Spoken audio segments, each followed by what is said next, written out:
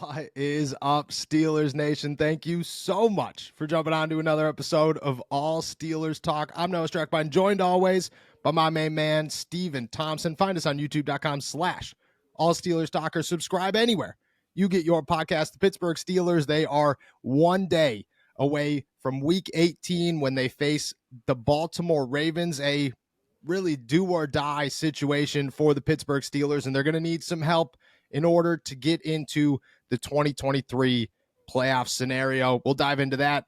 The injury updates that have come from not just the Pittsburgh Steelers, but the teams surrounding the Steelers this week that could help them or hurt them when it comes to their playoff chances. Some very interesting, I want to say news, some very interesting take from one of their biggest names, hottest names in the locker room. And of course, our keys to victory and our predictions for Week 18, Pittsburgh Steelers, Baltimore Ravens. It is a beautiful day here in the Berg. It's supposed to be a little snowy in Baltimore tomorrow. I'm glad that they're getting the snow, not the city of Pittsburgh. So shout out city of Pittsburgh. How we feeling today, my friend? Well, I'm feeling more excited knowing that a snowball could decide the Steelers' playoff fate. I feel like that gives me a lot of confidence and makes me feel very good. But I don't know, that'd be cool. Like a little snowball to finish off the year with a playoff spot on the line. I think that's perfect. That's the script writers did a good job with that one. I'll say that. No doubt. The script writers have been killing it all year. If we're gonna be honest, the script, like, this is top to bottom. Whoever was sitting around, just like the easy ones. Whoever was sitting there going, "Yo, you want to be a really good idea? Let's get Mason Rudolph back involved." Right. Someone's like, whoa. Ben's sitting in the back somewhere. He's just like, "No, I don't like that one. I don't like that one at all." Yeah. They have been killing it. A snow game would be sick, especially in Baltimore. I don't like to necessarily give Baltimore, any credit. I'm sure Steelers fans don't either, but their stadium is set up where the fans are like, you get, as a press member, you are like in the fans. So you are as close to these people as humanly possible. So to have the snow coming down, there's no coverage. It would just be like, there's no coverage above. It would just be snow everywhere. Those guys would be rowdy. It would be a good time. I would be about a snow game. You think the snow game benefits a Steelers team that is dominating the run, or a Baltimore team who is pretty much just the run, even without Lamar, pretty much just the run in general? Who do you think gets benefited more?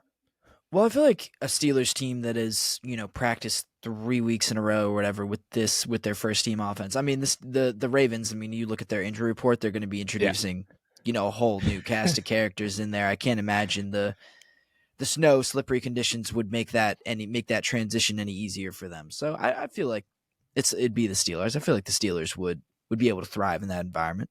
Yeah, I agree. I think Jaylen Warren, a little bowling ball out there, and then a little Najee Harris in the snow. It'd be a good time. It'd definitely be a good time. That game might end like 6-3, and I'd be the most entertaining 6-3 game you've ever seen. Like 5 fumbles, an interception or 2, and it would be a good time. Yeah, like 4 missed, like 4 blocked punts or something like that. Dude, could you imagine if it came down to a couple of missed field goals from Justin Tucker and Chris Boswell? That'd be awesome. That'd be a game nobody saw coming. And if you're a gambling man, which we are, maybe you toss a little bit on the over under the kicks per game. You never know what's going to happen, but the snow definitely helps. We'll dive into the playoff updates. We'll dive into no Lamar Jackson, all the injuries that the Baltimore Ravens have, plus some, I want to say, a boost. I don't ever like crediting injuries as good news, so I'm not going to say that it is good news, but definitely some significant news for the Pittsburgh Steelers when it comes to the surrounding games that could help them get into the playoffs. Let's start, though, first with some news inside the locker room. The Pro Bowl was announced this week. Minkah Fitzpatrick, TJ Watt, and Miles Killebrew get into the Pro Bowl. Miles Killebrew's first time. Shout out Miles Killebrew. I was excited for that one. I knew it was going to happen a couple of days ago. I actually watched Omar go up to him in the locker room and congratulate him. And he was sitting right next to TJ Watt. Omar congratulates TJ Watt. And it was, at that, I knew what was going on in the moment. And then he turned to Miles, and I watched Miles' face light up. I was like, oh, dude, good for Miles, man. Good for Miles. Well-deserved. I don't know how many more block punts you could have possibly put on your resume before somebody was like, we just got to be good at special teams. We should probably put him in the Pro Bowl. So shout out Miles.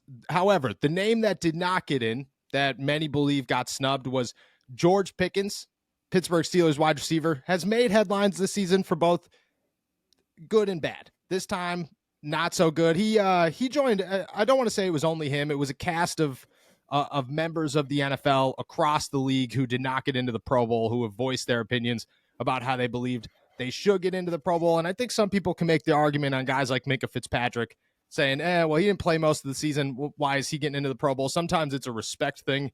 I get that hurts people's paychecks and resumes, so I understand completely. George Pickens posted on his Instagram after the announcement. He said, F the Pro Bowl. And then he said, cap-ass league. So clearly not pleased about it. Just to read off some stats. So right now, currently heading into Week 18, Pickens is fifth in the AFC in receiving yards, behind Tyreek Hill, Amari Cooper, Keenan Allen, and Jamar Chase. Those four guys made the Pro Bowl over Pickens. Pickens has 1,140 receiving yards, 5 touchdowns, only 63 receptions. He's 9 receptions less than the second least receptions on that list, which is Amari Cooper with 72. So significant. I mean, like that's a pretty big jump. Either way, he kind of lashes out there for a second. Your thoughts when you saw it, and do you think George should have got into the Pro Bowl? Well, when I saw it, I mean, I can't say I was necessarily stunned. I mean, this is George. This is George being George. This is how we've just come to know him. He talks. He likes to use his Instagram story to get his message across, and he's certainly doing it here. So can't say I was surprised that he felt like he was snubbed. But I don't really know if this was necessarily a snub. Big receiving yards numbers, but man, there are a lot of good receivers in the NFL, man. And like, this is just kind of the nature of the beast. Like, you have to be really head and shoulders above some super elite players to earn a Pro Bowl bid. And look, this isn't over. Like, I mean, guys are gonna opt out. Guys are not gonna play. Guys are gonna get hurt. And guys are gonna make the Super Bowl. Right. And a spot might open up for George somewhere down the road. So, maybe he doesn't think it's a cap-ass league when he gets, subbed in as a reserve. But so who knows? But yeah, this wasn't like, you just have so many guys, so many elite players that you've got to overcome. So if you're not playing at an elite level for the entire season, this is kind of what happens. And as much as I think George is a good player, he wasn't playing at an elite level for the entire season. So he's just got to kind of deal with that. I mean, I don't know what else to say. Like, this is just kind of the nature of it. You got to deal with it. No, I agree. He's got 1, 2, 3, 4, 5 games over 100 yards. The rest of them, I mean, he's like got a 19-yard game. Yeah, he's got a game with -1 yard, 22 yards, 25 yards. And it's not all his fault. I think that's the big thing here is, if you take into consideration his quarterback situation and the offensive coordinator situation, maybe there's an argument for him. But in the grand scheme of things, like, Tyreek Hill is possibly the best football player in the league right now. Like, it's unreal. Amari Cooper, George Pickens puts up, just in comparisons here, George Pickens puts up one phenomenal game. Like, does the whole, quiet the noise, blah, blah, blah. Amari Cooper, like 24 hours later, breaks the franchise record for the Cleveland Browns. So, phenomenal. And then Jamar Chase, still dealing with quarterback issues, has worked pretty much the whole season with Jake Browning and has put up better numbers than George Pickens. It's tough. You're looking at the situation and you want to come up with ways that it does work out for GP. I don't think he was snubbed. I think he's on the verge. I think he was right there. I think if he had a better quarterback situation and he was as engaged as he was the last 2 or 3 weeks, if that's who George Pickens was the entire season, I don't think there's any denying that he's a Pro Bowler. And maybe that's next season. If the Steelers get their quarterback situation figured out, which Jerry Dulac says yesterday that it's Kenny Pickett, Mason Rudolph's going to come back as a backup. I almost lost my mind in my to-go today. If the Steelers have a better quarterback situation, have a better offensive coordinator situation next year, and George Pickens is like 100% engaged, 100% effort at all times in 2024, I got a hard time saying he's not going to be a Pro Bowler. Getting snubbed this year? No, I don't. Like, if I'm going to be honest, I think Chris Boswell got snubbed a little bit more than George Pickens. And Chris Boswell gets snubbed every single... Like, this guy is probably a Hall of Famer. Chris Boswell is probably a Hall of Famer. Probably won't get into the Hall of Fame because he's just constantly going to be overlooked by a guy named Justin Tucker who played in the same division as him. And when you just, he makes the Pro Bowl every year, there's nobody else. There's one kicker. That's who it is. Right. So I don't know. I don't know about snubbed. I'm not into the snub thing. Yeah, Amon-Ra St. Brown got left out of the playoffs. The guy's ridiculous. That's what I'm saying. I don't know. There are a lot of good football players and very few Pro Bowl spots. This is and especially at receiver. There are a million good receivers in the league right now. You got to really, really separate yourself. You got to really be not just a difference maker, but an elite player in this league to make the Pro Bowl. I know people look at the Pro Bowl as kind of a little bit of a joke now, and they see you see a Tyler Huntley make it in last year, and you're like, okay, what does this even really mean? But I think at receiver in particular, there are just so many dudes who are deserving of a spot that if you get snubbed, if you get left out, I don't think you can necessarily take that as a slight, Yeah, that's exactly it. And just like you said with the Tyler Huntley thing, as it progresses, the Pro Bowl is not what it used to be. It is not going to be what it used to be. There will be lots of guys in the next couple of weeks who are dealing with injuries, dealing with this, dealing with that. Minkah Fitzpatrick will be a prime name. There's no chance Minkah's going to the Pro Bowl. He's dealing with every part of his body at this point in the season is somewhat banged up. He's going to the offseason. He's going to go start rehabbing and doing all this and doing all that. There will be a bunch of names like that. George will probably get in, depending. But either way, he's got outside of Jamar, I guess the two of them, Keenan Allen too. But there's a shot Amari Cooper and Tyreek Hill. They might be my two favorite teams in the AFC right now to make the Super Bowl. Baltimore should be the favorite, but I don't know. There's something about Baltimore that just gets me. I'm just that Joe Flacco. It's gonna be Joe Flacco. So maybe George gets in there, but I'm not into the snub thing. I think at wide receiver there's a billion good players. It's probably the hardest position to get into a Pro Bowl, and George, you just look at the body of work, and it was a good year. It was a great step forward for George Pickens. He's got to do a full 17 games, and that's not totally in his control. But I don't know. It is what it is. Another George moment.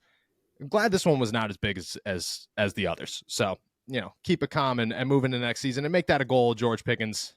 On top of making the playoffs and a bunch of other things. Speaking of the playoffs, the Pittsburgh Steelers.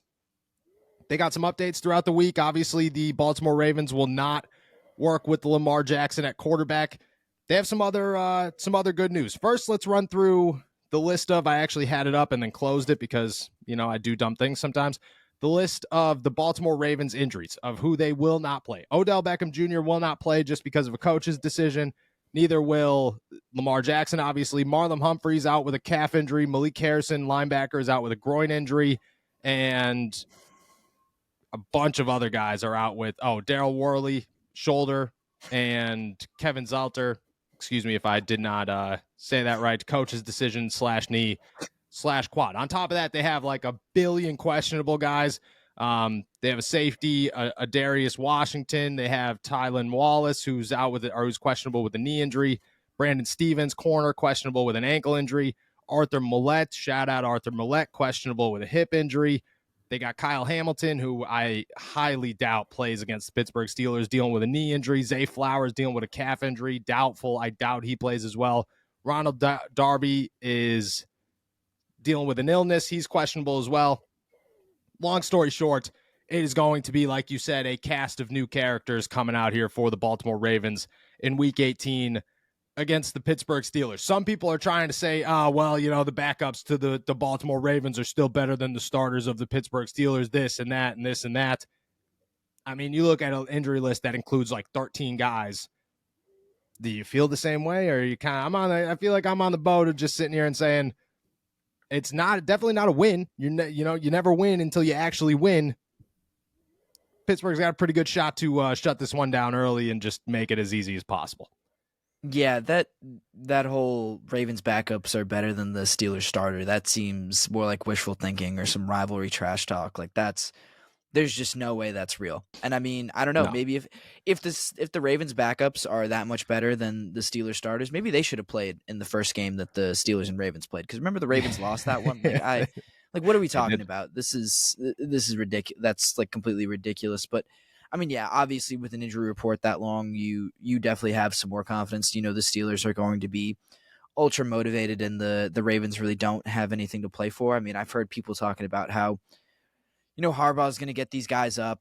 He's going to bring up how many times the Steelers have like denied the Ravens opportunities to move forward in the playoffs and make some noise in that sense. But just how much is that going to carry over into this year? I don't really know. So I still feel like it's the Steelers who have the upper hand personnel wise, motivation wise. I mean, there's every reason for the Steelers to win this game. There's almost no reason for the Ravens to win this game or to even try to win this game. So, I think you just look at an injury report that long and there's no other take to have other than that the Steelers kind of have an upper hand going into this game, I think.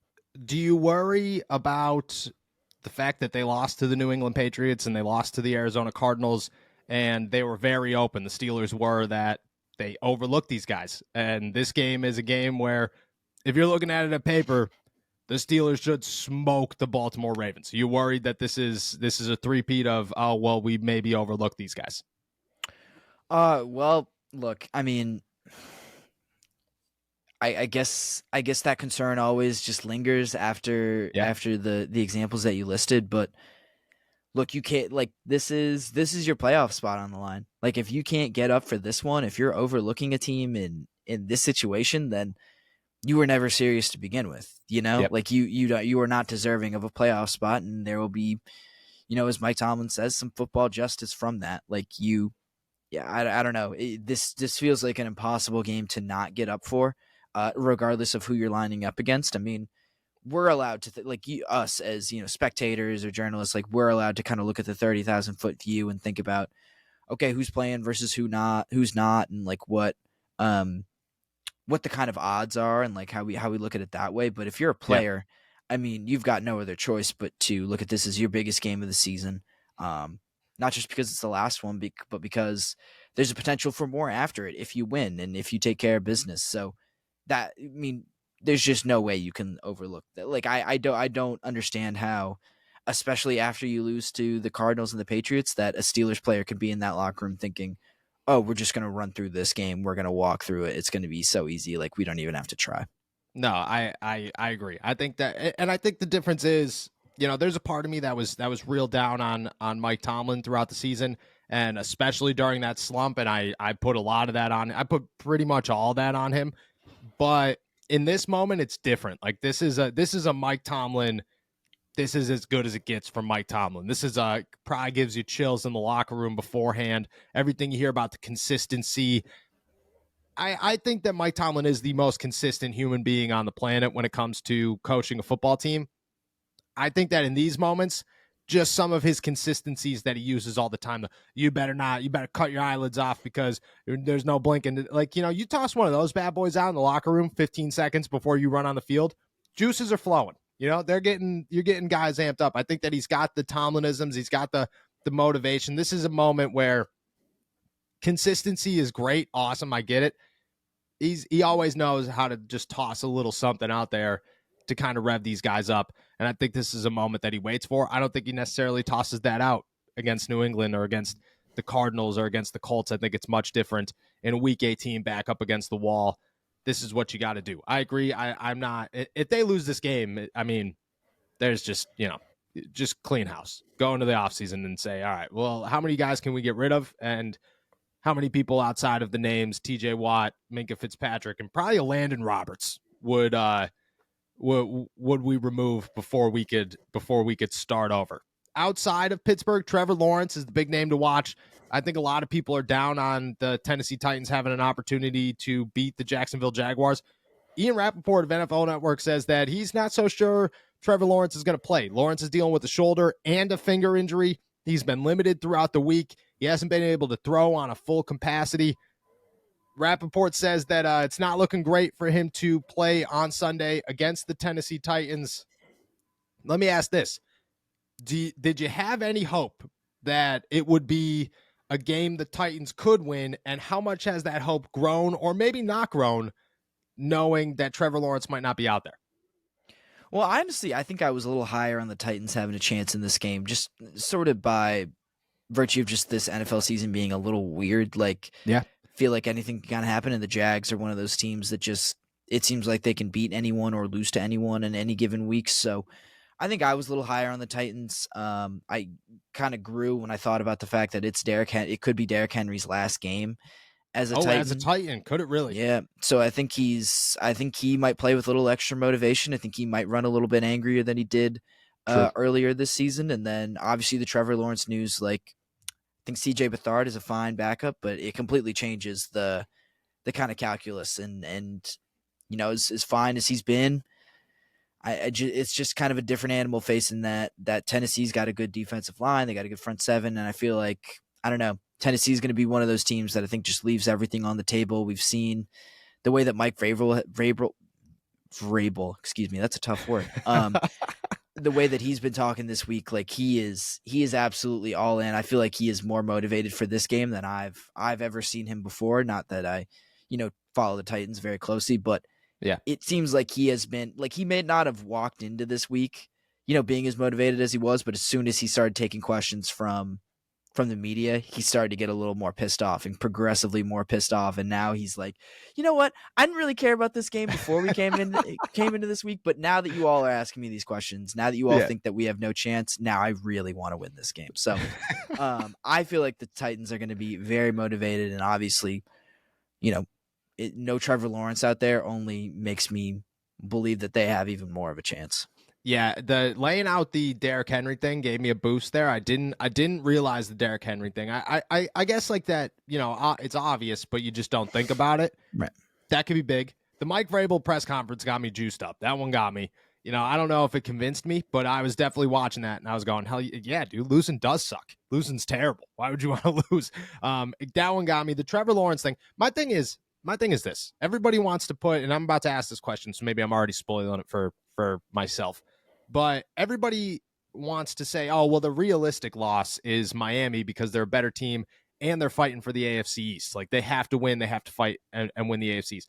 Buffalo, in my opinion, is possibly the hottest team in football right now. Like, they, outside of the Cleveland Browns, they might be, like, if they're not 1A, they're 1B.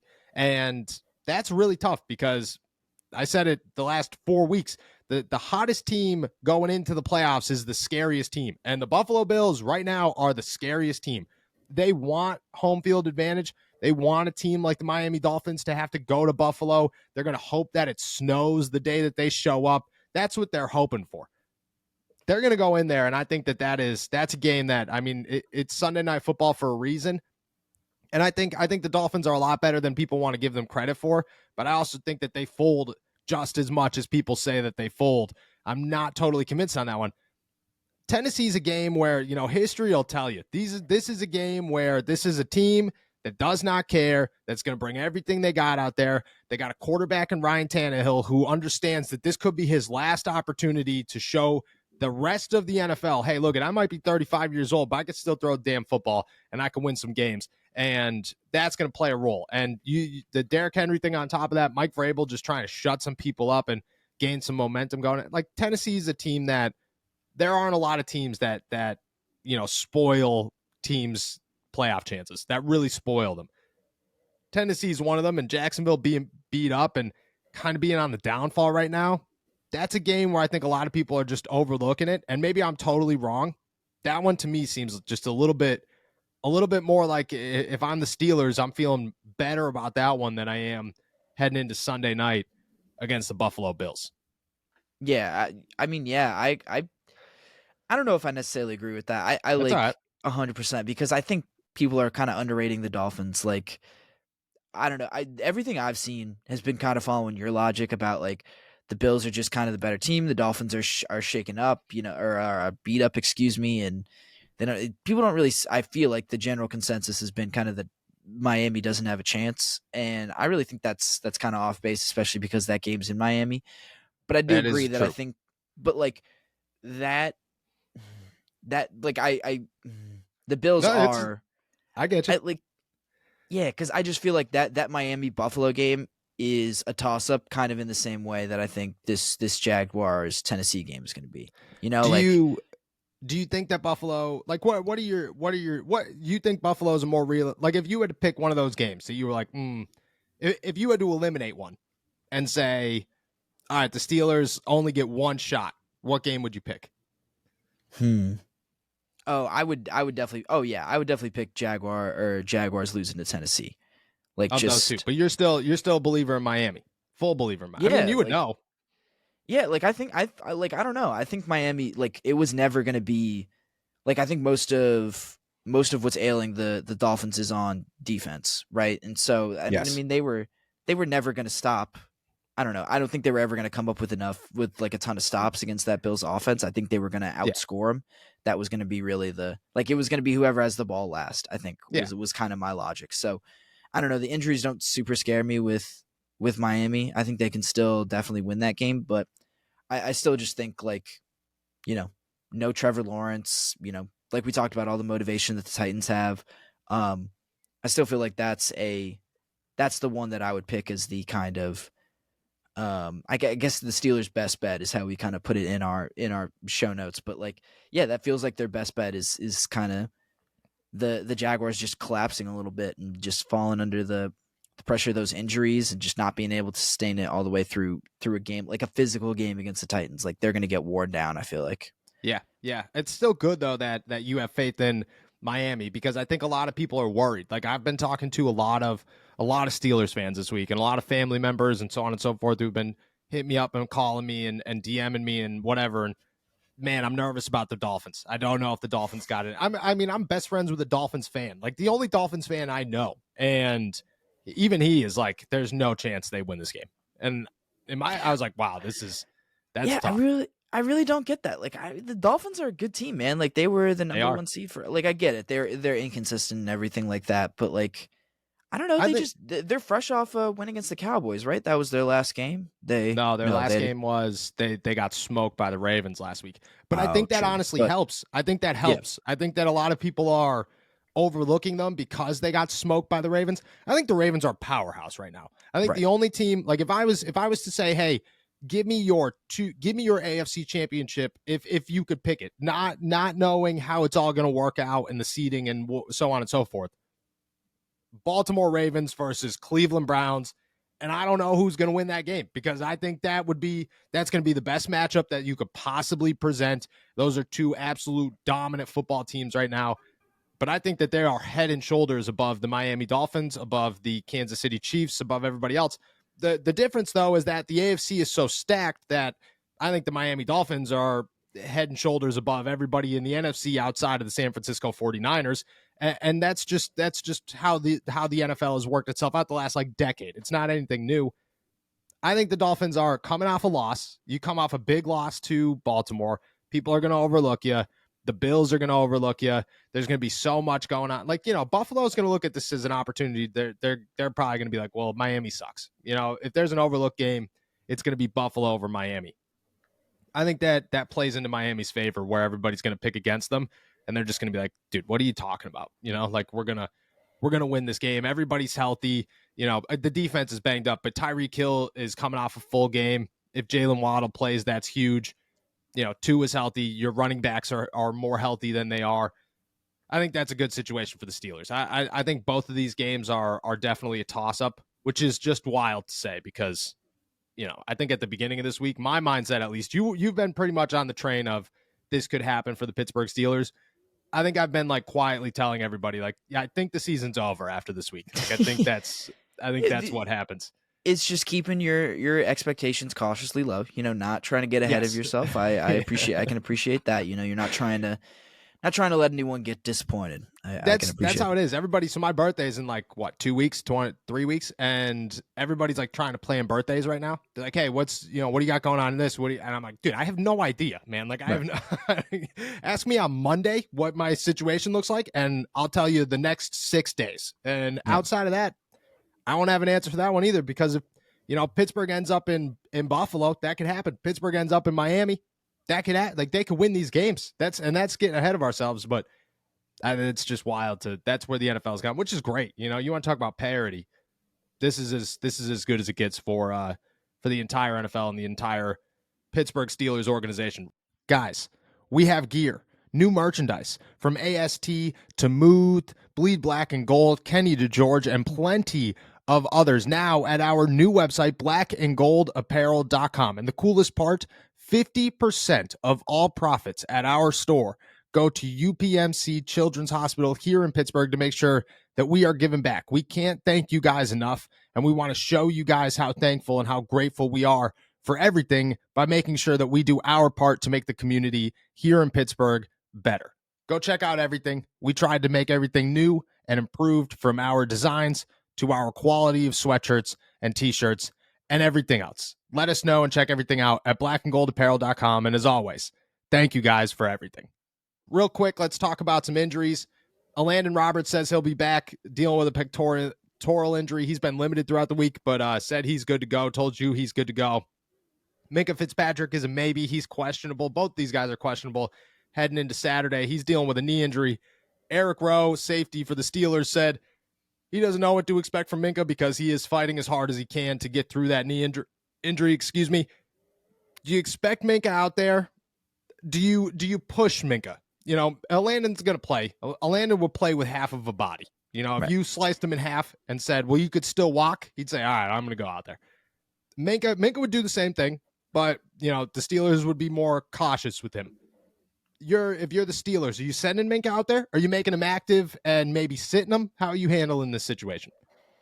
Yeah, I think Minkah's if he is even at, like, you know, 3/4 of himself, I feel like he's got to at least play. He's got to try, you know? Yeah.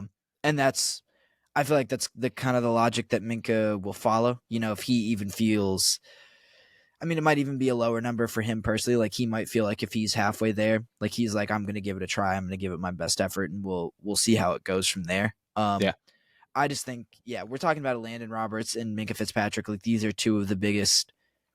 I say this as a term of endearment, but they are psychos. They are football psychos. So I think that I would 100% expect Minkah to play. Quite honestly, I feel like he is. I don't know. I just feel like he is not the type of guy to rule himself out of a game like this. You know, this is the kind of stuff that he lives for. So I'm really expecting Minkah to be out there. I'm expecting him to like you asked me, like, if you're the Steelers, would you push Minkah? Like, I don't think Minka's going to need anyone pushing him. I think he's going to, if he can be out there, he's going to be out there. How long are you keeping him in the game?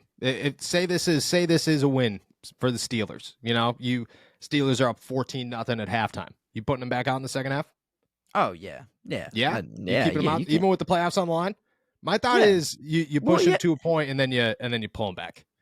Well, I don't know. Maybe that's being too cautious. Maybe that's being too optimistic about the situation. Well, I think if you're gonna pull him at some point, then you might as well just, like, not play him, quite honestly, because this is a game that you I don't think you can mess around with it like that. Like, 14-point, like a 2-score lead at halftime. Like, I would consider pulling him in the fourth quarter if they're up by that much. But I think this is a game that you're gonna have to play all 60 minutes, and if you don't think that.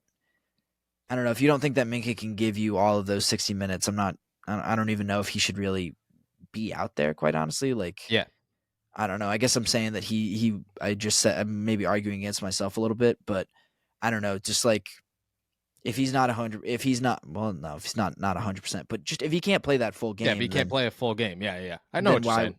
Yeah. Then I don't know why you would roll him out there in the first place. That doesn't seem smart to me. I hear you. I definitely hear you. You know, maybe it is me being a little too optimistic about the situation. Kind of, maybe I'm overlooking the Baltimore Ravens. That's the issue in this conversation right now. But I agree. I expect Minkah to be out there as, like, if he could go, if he could walk, if he could jog, if he could slightly jog faster than anybody else, he's going to go out there and play. Either way, I like the way Eric Rowe's been playing the last couple of weeks. I like the way Miles Jackson playing. Patrick Peterson should be a safety full-time moving forward. I like that situation for the Steelers.